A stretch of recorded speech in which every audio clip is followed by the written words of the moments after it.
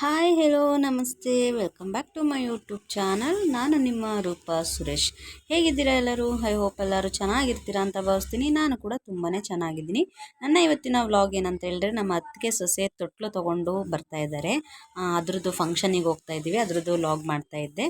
ಅದಕ್ಕಿಂತ ಮುಂಚೆ ನಾವು ಮನೆಯಲ್ಲಿ ಸ್ನಾನ ಪೂಜೆ ಎಲ್ಲ ಮುಗಿಸ್ಕೊಂಡು ಶಾಪಿಗೆ ಬಂದೆ. ಶಾಪಲ್ಲಿ ಕೂಡ ಸ್ವಲ್ಪ ಕೆಲಸ ಇತ್ತು, ಹಾಗಾಗಿ ಪೂಜೆ ಎಲ್ಲ ಮುಗಿಸ್ಕೊಂಡು ಅರ್ಜೆಂಟು ನಾನು ಬ್ಲೌಸ್ ಡೆಲಿವರಿ ಕೊಡಬೇಕಾಗಿತ್ತು. ಹಾಗಾಗಿ ಬ್ಲೌಸ್ ಫಿನಿಶಿಂಗ್ನ ಮಾಡ್ಕೊಳ್ತಾ ಇದ್ದೀನಿ.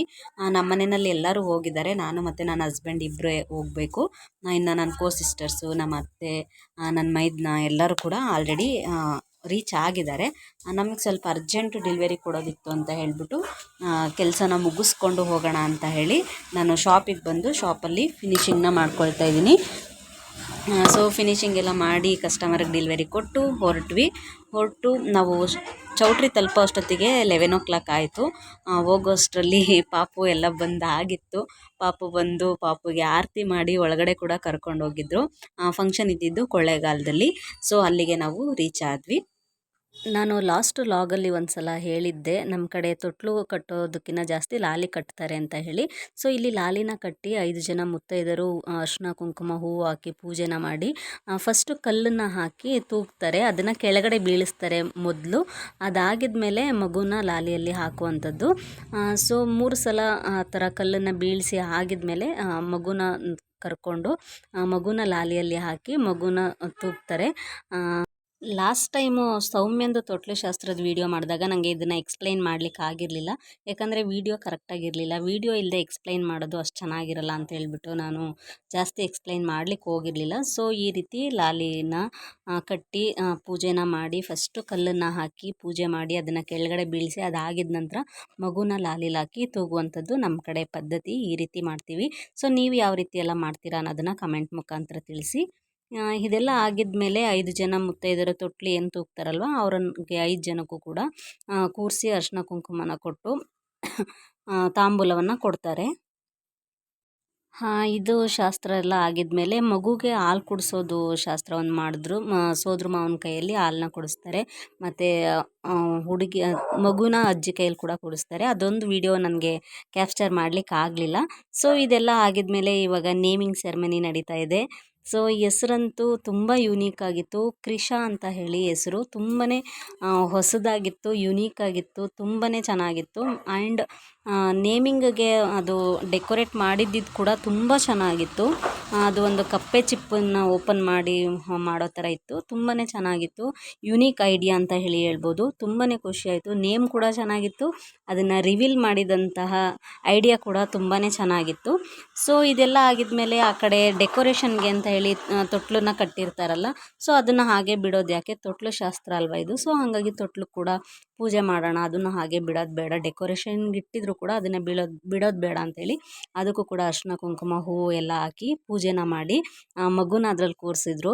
ಸೊ ಅವಳಿಗೆ ಖುಷಿ ಆಗೋಯಿತು. ಫಸ್ಟು ಸ್ವಲ್ಪ ಅಳ್ತಾ ಇದ್ಲು, ಲಾಲಿಲೆಲ್ಲ ಪೂಜೆ ಮಾಡುವಾಗ ಅಳ್ತಾ ಇದ್ಲು.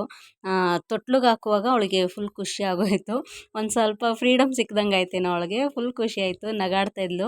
ಮತ್ತು ಅಲ್ಲೇ ಆಟ ಆಡ್ಕೊಂಡು ಇದ್ಲು ಒಂದಷ್ಟೊತ್ತು. ಅದೆಲ್ಲ ಆಗಿದ್ಮೇಲೆ ಸ್ವಲ್ಪ ಹೊತ್ತು ತೂಗ್ತಾ ಇದ್ದಂಗೆ ಫೋಟೋದು ಅಂತ ಸ್ವಲ್ಪ ಫೋಟೋ ಸೆಕ್ಷನ್ಗೆ ಅಂತೇಳಿ ತೂಗ್ತಾ ಇದ್ರು. ಅವಳಿಗೆ ಹಂಗೆ ತೂಗ್ತಾ ನಿದ್ರೆನೇ ಬಂದುಬಿಡ್ತು. ಸೊ ಅಲ್ಲೇ ಮಲಗಿಬಿಟ್ಲು ತೊಟ್ಲಲ್ಲೇ. ಸೊ ಇದಿಷ್ಟು ಶಾಸ್ತ್ರಗಳೆಲ್ಲ ನಡೀತು.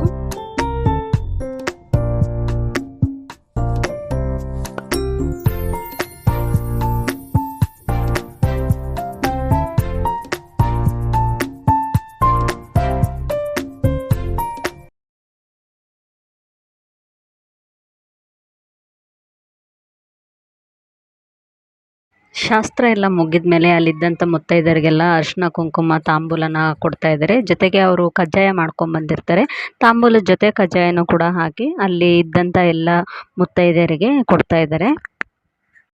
ನಮ್ಮ ಕಡೆ ರಿಲೇಟಿವ್ಸ್ ಎಲ್ಲ ತುಂಬಾ ಜಾಸ್ತಿ.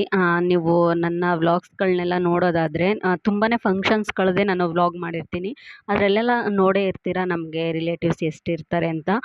ಸೊ ಹಾಗಾಗಿ ಎಲ್ಲ ಫಂಕ್ಷನ್ಸು, ಒಂದು ಫಂಕ್ಷನ್ ಅಂತಲ್ಲ, ಎಲ್ಲ ಫಂಕ್ಷನಲ್ಲೂ ಕೂಡ ನಮಗೆ ರಿಲೇಟಿವ್ಸ್ ಜಾಸ್ತಿ.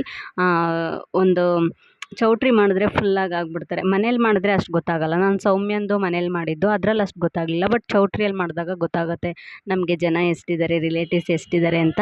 ಸೊ ರಿಲೇಟಿವ್ಸ್ ಎಷ್ಟು ಇರ್ತಾರೆ ಅಂತ ಅನ್ನೋದ್ರ ಮೇಲೆ ನಮ್ಮ ಖುಷಿ ಎಷ್ಟು, ನಮ್ಮ ಎಂಜಾಯ್ಮೆಂಟ್ ಎಷ್ಟು ಅನ್ನೋದೂ ನಿಮಗೆ ಗೊತ್ತಿರುತ್ತೆ. ಸೊ ನಮ್ಮ ಖುಷಿಗೆ ಬರಾನೇ ಇರಲ್ಲ ಅಂತ ಹೇಳ್ಬೋದು. ನಿಮಗೆ ಆಲ್ಮೋಸ್ಟ್ ಗೊತ್ತೇ ಇರುತ್ತೆ, ಅಂದರೆ ನನ್ನ ವ್ಲಾಗ್ಸ್ನ ಯಾರೆಲ್ಲ ನೋಡ್ತೀರೋ ಅವರಿಗೆಲ್ಲ ಗೊತ್ತೇ ಇರುತ್ತೆ. ನಮ್ಮನೆ ಫ್ಯಾಮಿಲಿನಲ್ಲಿ ನಾವು ಸಿಸ್ಟರ್ಸ್ ಆಗಲಿ, ನಮ್ಮ ಅತ್ತಿಗೆ ನಾದಿನಿಯರೆಲ್ಲ ಆಗಲಿ, ನಾವೆಲ್ಲ ಸೇರಿಕೊಂಡ್ರೆ ಒಂದು ಮಸ್ತ್ ಮಜಾ ಮಾಡ್ತೀವಿ. ಅದು ಹೆಂಗೆ ಅಂತ ಹೇಳಿದ್ರೆ ನೋಡೋರಿಗೆ ಹೊಟ್ಟೆ ಕಿಚ್ಚಾಗಬೇಕು, ಅಷ್ಟು ಎಂಜಾಯ್ನ ಮಾಡ್ತೀವಿ ನಾವು ಸಿಸ್ಟರ್ಸ್ ಆಗಲಿ, ಅತ್ತಿಗೆ ನಾದಿನಿಯರಾಗಲಿ. ನಮಗೆ ಭೇದ ಭಾವ ಇಲ್ಲ, ಅವರು ಇವರು ಅನ್ನೋ ಇದೆಲ್ಲ ಇಲ್ಲ. ಸೊ ಒಬ್ರಿಗೊಬ್ರು ಕಾಲು ಎಳ್ಕೊಂಡು ತಮಾಷೆ ಮಾಡಿಕೊಂಡು ನಗಾಡಿಕೊಂಡು ಇರ್ತೀವಿ. ಸೊ ಅದೊಂದು ವೀಡಿಯೋನ ಕ್ಯಾಪ್ಚರ್ ಮಾಡಿಕೊಂಡೆ ನಾನು. ಅದು ನಾವು ಬೇಕು ಅಂತ ಮಾಡೋದಲ್ಲ, ಅದು ತಾನಾಗೆ ಆಗೋದು. ಆಗೋದನ್ನು ವೀಡಿಯೋ ಮಾಡ್ಕೊತೀವಿ ಅಷ್ಟೇ. ವೀಡಿಯೋಗೋಸ್ಕರ ಅಂತಲೇ ನಾವೇನು ಎಂಜಾಯ್ ಮಾಡಲ್ಲ.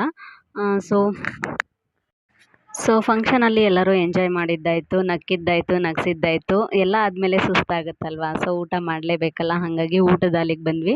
ಸೊ ನಮ್ಮ ಮನೆಯವರೇ ಎಲ್ಲರೂ ಆಲ್ಮೋಸ್ಟು ಒಂದೇ ಸಲ ಊಟಕ್ಕೆ ಕೂತಿದ್ವಿ. ಹಾಗಾಗಿ ಒಂದಷ್ಟು ವೀಡಿಯೋ ಕ್ಯಾಪ್ಚರ್ ಮಾಡ್ಕೊಳ್ಳೋಣ ಅಂತ ಹೇಳಿ ಮಾಡ್ತಾಯಿದ್ವಿ.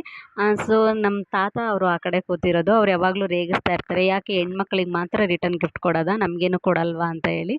ಸೊ ಹಾಗಾಗಿ ಮಹೇಶ್ವರಿ ತಮಾಷೆ ಮಾಡ್ತಾಯಿದ್ಲು. ಸೊ ಅದೆಲ್ಲ ಆಗಿದ್ಮೇಲೆ ನಿಮಗೂ ಬಂತು ನೋಡಿ ಗಿಫ್ಟು, ತೆಂಗಿನಕಾಯಿ ಕೊಟ್ಟಿದ್ದಾರೆ ಅಂತ ಹೇಳ್ಬಿಟ್ಟು ರೇಗಿಸ್ತಾ ಇದ್ವಿ. ಅದಾಗಿದ್ಮೇಲೆ ಇವರಿಬ್ಬರು ನಮ್ಮ ಭಾವನ ಮಕ್ಕಳು ಇಬ್ಬರು ಟ್ವಿನ್ನಿಂಗ್ ಮಾಡಿದರು. ಹಾಗಾಗಿ ನಿಂತ್ಕೊಳ್ಳಿ, ನಿಮ್ಮದು ಫೋಟೋ ವೀಡಿಯೋ ಮಾಡೋಣ ಅಂತ ಹೇಳ್ಬಿಟ್ಟು ನಿಂತ್ಕೊಂಡು ಫೋಟೋ ವೀಡಿಯೋ ಎಲ್ಲ ಮಾಡ್ಕೊಂಡಿದ್ದಾಯಿತು. ಇನ್ನು ಊಟದ ವಿಷಯಕ್ಕೆ ಬರೋದಾದರೆ ಎಲ್ಲ ಡಿಶಸ್ ಕೂಡ ತುಂಬಾ ಚೆನ್ನಾಗಿತ್ತು. ಸ್ವೀಟಿಗೆ ಜಹಾಂಗೀರ್ ಮಾಡಿಸಿದ್ರು, ಪಾಯಸ, ಪುಳಿಯೋಗರೆ, ಪೂರಿ ಎಲ್ಲ ಇತ್ತು. ಸೊ ಎಲ್ಲ ಐಟಮ್ಸ್ ಕೂಡ ತುಂಬಾ ಟೇಸ್ಟಿಯಾಗಿತ್ತು, ಚೆನ್ನಾಗಿತ್ತು. ಸೊ ಆಲ್ಮೋಸ್ಟ್ ಎಲ್ಲರೂ ನಮ್ಮ ಫ್ಯಾಮಿಲಿಯವರೇ ಊಟಕ್ಕೆ ಕೂತಿದ್ದು ಲಾಸ್ಟಲ್ಲಿ. ನಾವೆಲ್ಲರೂ ಹಾಗೆ ಲಾಸ್ಟೇ ಆಗಿಬಿಡುತ್ತೆ ಎಲ್ಲ ಫಂಕ್ಷನಲ್ಲೂ ಊಟ ಮಾಡೋದು. ಸೊ ಎಲ್ಲರೂ ಬಂದವರೆಲ್ಲ ಮಾತಾಡಿಸ್ತಿರ್ತೀವಿ, ಇದು ಮಾಡ್ತಿರ್ತೀವಿ, ಹಾಗಾಗಿ ಲೇಟೇ ಆಗಿಬಿಡುತ್ತೆ. ಸೊ ಊಟ ಎಲ್ಲ ಮುಗಿಸ್ಕೊಂಡು ಆಮೇಲೆ ನಾವು ಫೋಟೋ ಸೆಕ್ಷನ್ನಿಗೆ ಅಂತ ಹೇಳಿ ಬಂದ್ವಿ. ಸೊ ಫೋಟೋ ಸೆಕ್ಷನಲ್ಲಿ ಒಂದು ಕಾಮಿಡಿ ಆಯಿತು. ಬಟ್ ಬೇಡ ಹೇಳೋಕ್ಕಾಗಲ್ಲ, ಲಾಂಗ್ ಆಗಿಬಿಡುತ್ತೆ ಹೇಳ್ತಾ ಹೋದರೆ. ಸೊ ಎಲ್ಲರದ್ದು ಒಂದಷ್ಟು ಫೋಟೋಸು ವೀಡಿಯೋಸ್ ಎಲ್ಲ ಮಾಡ್ಕೊಂಡ್ವಿ. ನಮ್ಮ ಫ್ಯಾಮಿಲಿಯವ್ರದ್ದೆಲ್ಲನೂ ಒಂದಷ್ಟು ತೊಗೊಂಡು ಮತ್ತೆ ಅಲ್ಲಿಂದ ಹೊರಡೋದಂತ ಅಂದ್ಕೊಂಡ್ವಿ. ನಮಗೆ ಅವತ್ತು ಅರ್ಜೆಂಟು ಸ್ವಲ್ಪ ಕೆಲಸಗಳೆಲ್ಲ ಇತ್ತು, ಸೀಸನ್ ಟೈಮ್ ಆಗಿರೋದ್ರಿಂದ. ಸೊ ನನಗೆ ಅಲ್ಲಿ ಜಾಸ್ತಿ ಟೈಮ್ ಇರಲಿಕ್ಕಾಗಲಿಲ್ಲ. ಸೊ ಇದೆಲ್ಲ ಮುಗಿಸ್ಕೊಂಡು ಹೊರಡೋಣ ಅಂದ್ಕೊಂಡ್ವಿ, ಆದರೂ ಹೊರಡೋಕ್ಕಾಗಲಿಲ್ಲ. ಆವಾಗ ಕೂತ್ಕೊಂಡಿರ್ಬೇಕಾದ್ರೆ ಅಮೃತ ಫೋಟೋ ತೆಗೆಸ್ಕೊತಾ ಇದ್ಲು. ಅವಳಿಗೆ ಖುಷಿ, ರೆಡಿ ಆದಾಗ ಫೋಟೋಗ್ರಾಫರ್ ಹತ್ರ ಫೋಟೋಸ್ ತೆಗೆಸ್ಕೋಬೇಕಂದ್ರೆ. ಸೊ ಅವಳನ್ನ ವೀಡಿಯೋ ಕ್ಯಾಪ್ಚರ್ ಮಾಡಿದ್ದಾಯಿತು. ಆಮೇಲೆ ಇಲ್ಲಿ ನನ್ನ ಕಸಿನ್ ಸಿಸ್ಟರು ಮತ್ತು ಶಶಿ ಅಕ್ಕ ಎಲ್ಲ ಕೂತ್ಕೊಂಡಿದ್ವಿ. ಸೊ ಅವರು ಕೂಡ ನನ್ನ ವ್ಲಾಗ್ಸ್ನೆಲ್ಲ ತುಂಬ ಚೆನ್ನಾಗಿ ನೋಡ್ತಾರೆ, ನಾನು ವೀಡಿಯೋ ಹಾಕೋದನ್ನು ಕಾಯ್ತಿರ್ತಾರೆ ಕೂಡ. ಸವಿತಕ್ಕ ಇದ್ದಾರೆ, ಅಲ್ಲಿ ಗಿರೀಶಣ್ಣ ಇದ್ದಾರೆ, ದೊಡ್ಡಮ್ಮ, ಹಿಂದೆಗಡೆ ಅಮ್ಮ ಇದ್ದಾಳೆ. ಸೊ ಎಲ್ಲರೂ ಇವರು ಕೂಡ ನನ್ನ ವ್ಲಾಗ್ಸ್ನ ನೋಡಲಿಕ್ಕೆ ಕಾಯ್ತಾ ಇರ್ತಾರೆ. ಅದಕ್ಕೋಸ್ಕರ ಅವ್ರ ಜೊತೆ ಒಂದು ವೀಡಿಯೋ ಕ್ಲಿಪ್ಪನ್ನು ಮಾಡಿಕೊಂಡೆ. ಇದೆಲ್ಲ ಮುಗಿಸ್ಕೊಂಡು ನಮ್ಗೆ ಸ್ವಲ್ಪ ಹೊರಗಡೆ ಕೆಲಸ ಇತ್ತು. ಅಂದರೆ ನಾವು ಹೆಂಗೂ ಬಂದಿದ್ವಲ್ಲ, ಸೊ ಒಂದು ಸ್ವಲ್ಪ ಐಟಮ್ಸ್ ಕೂಡ ಬೇಕಿತ್ತು ಶಾಪಿಗೆ. ಮೆಟೀರಿಯಲ್ಸ್ ಬೇಕಿತ್ತು, ಸ್ವಲ್ಪ ಕಡಿಮೆ ಆಗಿತ್ತು ಮೆಟೀರಿಯಲ್ಸು.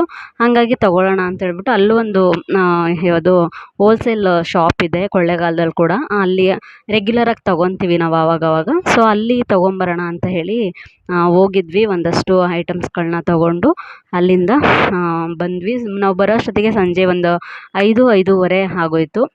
ನಾವು ಅಲ್ಲಿ ಪರ್ಚೇಸಿಂಗ್ ಎಲ್ಲ ಮುಗಿಸ್ಕೊಂಡು ಬರೋ ಅಷ್ಟೊತ್ತಿಗೆ 5:30 ಆಯಿತು. ನಾನಿವತ್ತು ಹಾಕ್ಕೊಂಡಿದ್ದಂಥ ಸ್ಯಾರಿ ಬಂದು ನಾನು ಮೀಶೋದಲ್ಲಿ ಪರ್ಚೇಸ್ ಮಾಡಿದ್ದು.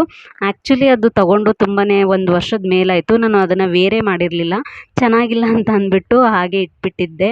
ಅದರದ್ದು ಬ್ಲೌಸು ರನ್ನಿಂಗ್ ಬ್ಲೌಸ್ ಬಂದಿದೆ, ಅದು ನನಗೆ ಇಷ್ಟ ಆಗಿರಲಿಲ್ಲ, ಹಾಗಾಗಿ ಅದನ್ನು ಹಾಗೆ ಇಟ್ಟಿದ್ದೆ. ಬಟ್ ಇವಾಗ ನನಗದು ಒಂದು ಗ್ರೀನ್ ಮ್ಯಾಚ್ ಮಾಡಿ ಹಾಕ್ಕೊಳ್ಳೋಣ ಅಂತ ಹೇಳಿಬಿಟ್ಟು ಗ್ರೀನ್ ಕಲರು ಮ್ಯಾಚನ್ನ ಮಾಡಿಕೊಂಡು ಇವತ್ತು ಆ ಸ್ಯಾರಿನ ಹಾಕ್ಕೊಂಡಿದ್ದೆ. ಬಟ್ ಹಾಕ್ಕೊಂಡ್ಮೇಲೆ ತುಂಬ ಚೆನ್ನಾಗಿ ಕಾಣಿಸ್ತಿದೆ ಅಂತ ಅನ್ನಿಸ್ತು. ತುಂಬ ಚೆನ್ನಾಗಿ ಕಾಣಿಸ್ತಿತ್ತು ಕೂಡ. ಹೆಂಗೆ ಕಾಣಿಸ್ತಿತ್ತು ಅನ್ನೋದನ್ನು ಕಮೆಂಟ್ ಮುಖಾಂತರ ತಿಳಿಸಿ, ಆಯಿತಾ.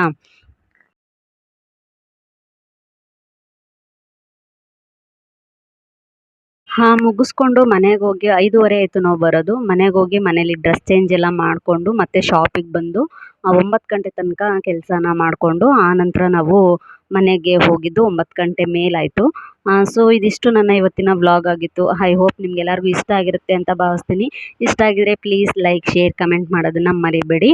ಹಾಗೆ ಯಾರೆಲ್ಲ ಸಬ್ಸ್ಕ್ರೈಬ್ ಮಾಡ್ಕೊಳ್ದೆ ನೋಡ್ತಾ ಇದ್ರೆ ದಯವಿಟ್ಟು ಸಬ್ಸ್ಕ್ರೈಬ್ನ ಮಾಡಿಕೊಂಡು ನೋಡಿ ಅಂತ ಹೇಳ್ತಾ ನನ್ನ ಇವತ್ತಿನ ಈ ಬ್ಲಾಗ್ನ ಇಲ್ಲಿಗೆ ಎಂಡ್ ಮಾಡ್ತಾ ಇದ್ದೀನಿ. ಇಷ್ಟೊತ್ತು ನಿಮ್ಮ ಟೈಮ್ನ ಕೊಟ್ಟಿದ್ದಕ್ಕಾಗಿ ತುಂಬಾ ಧನ್ಯವಾದಗಳು ಅಂತ ಹೇಳ್ತಾ thank you for watching friends. Bye, take care.